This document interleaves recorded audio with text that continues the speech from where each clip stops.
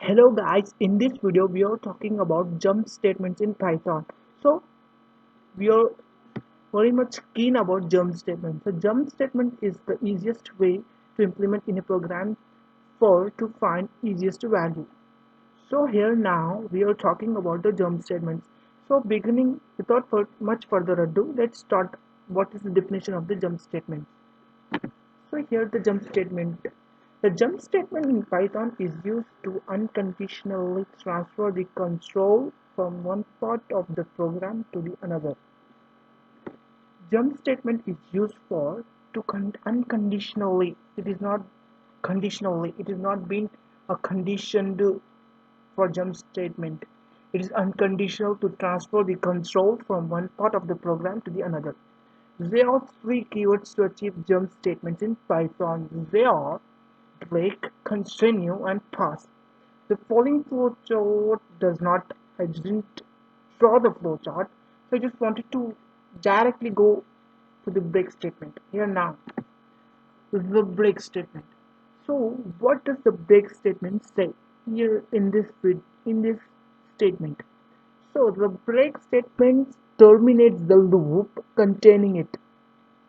If you want, if you are implementing a loop that is, for example, let's say for loop, if you want to break the program in the middle or at the end or at the beginning, just you use the syntax as break, the keyword of Python programming. So for example, control of the program flows to the statement immediately after the body of the loop. Yes, a while or for loop will iterate till the condition is tested false. But one can even transfer the control out of the loop, that is terminate, with the help of break statement. As I said earlier that if you want to break the loop in middle of the program, you can by using the keyword break. When the break statement is executed, the control flow of the program comes out of the loop and start executing the statement of the code after the loop structure. Here the example for the break statement, guys. For this I write in the code as for word as the variable in jump statement. Word is e, then break the what the word that is written in the jump statement. Turn in the word jump statement. If it comes to e, it will break the whole program. That's why it is break that it jump stat. E was till E it is perfectly printed, but if it comes to E, then it will be break the program. Here's how the break statement works. So we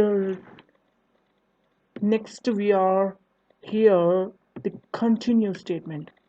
Continue statement, unlike the break statement, is used to skip the remaining part of the loop and start with next iteration. Continue statement, unlike the break statement, is used to skip the remaining part of the loop and start with the next iteration.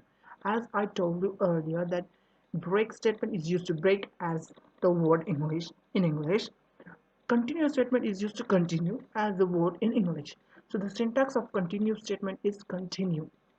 For example, for word in jump statements, if word equals to e, that is the equals conditional operator that here on that.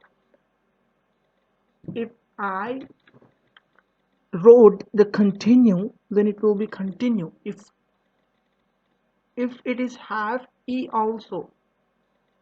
For example, I'm telling you guys, listen carefully.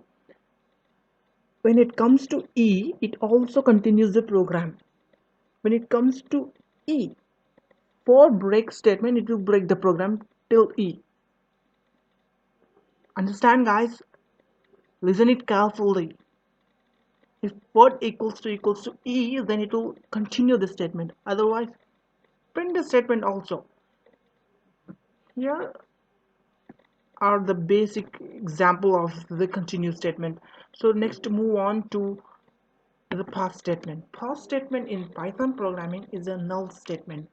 Pass statement When executed by interpreter, it is completely ignored. Nothing happens when pass is executed. It results in no operation. So you can even skip this statement. So here now to learn what is that pass statement is. Pass statement can be used in if clause as well within loop construct.